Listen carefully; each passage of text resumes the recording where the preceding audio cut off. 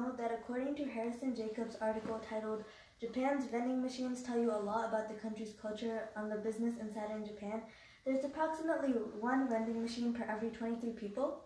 Japan is a country full of many surprises. For many years, I have been inspired by the Japanese culture, and it has stood out to me compared to the other countries. So now let me show you how amazing and intricate this country's culture really is by first explaining some general information about Japan, secondly by talking about some of its cultural aspects, and finally by detailing a couple of their communication behaviors. Now, to start off, Japan is an island in the Pacific Ocean located off the coast of East Asia. Its capital, Tokyo, is a world hub for business and tourism. Japan has a human population of 127 million and a vending machine population of 5 million. Looking back not too long ago, Japan's economy wasn't doing so well. However, in recent years, it has risen to become a major world power. It even has the world's third largest nominal GDP. As for its ruling power, the government is a constitutional monarchy where the emperor doesn't have much power and his duties are usually ceremonial.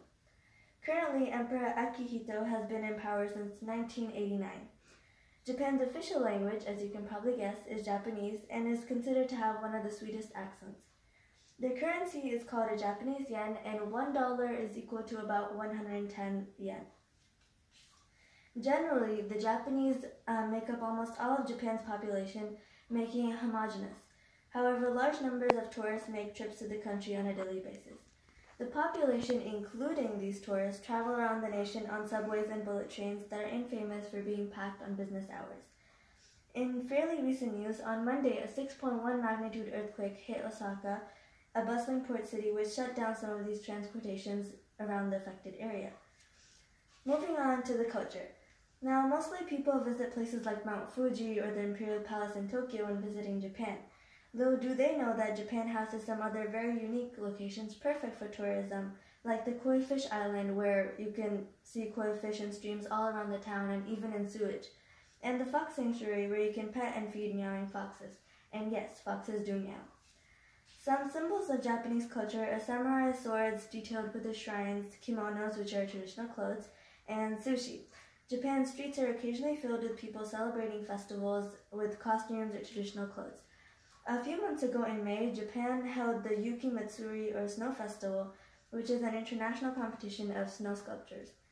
Folk dances and religious rituals are also very common in Japan. Japanese people tend to love admiring traditional art and devote themselves to ink paintings and calligraphy and much more. Their religion is mainly Shintoism and Buddhism, and their architecture revolves around wooden structures with tiled roofs. However, their culinary taste does not only revolve around sushi.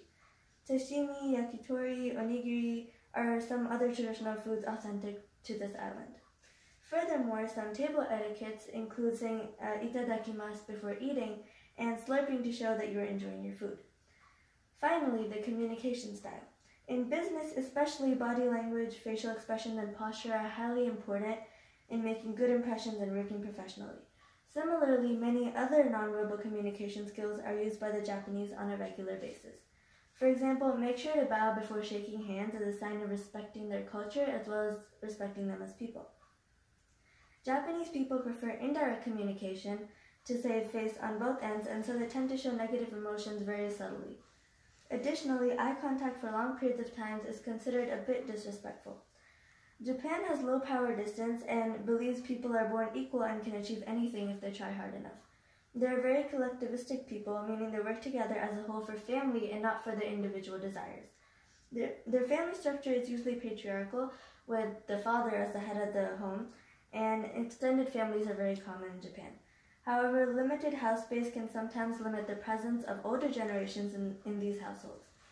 Hence, according to Malcolm Foster, the Japanese government has been funding development of elder care robots to help fill a projected shortfall of 380,000 specialized workers by 2025.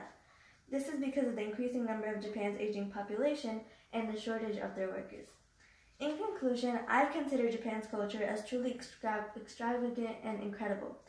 To review, I first give you a sort of intro to Japan. Secondly, I explained its culture in detail. And lastly, I talked about their communication behaviors. Overall, I would definitely recommend you to visit Japan and to see its true wonders for yourself.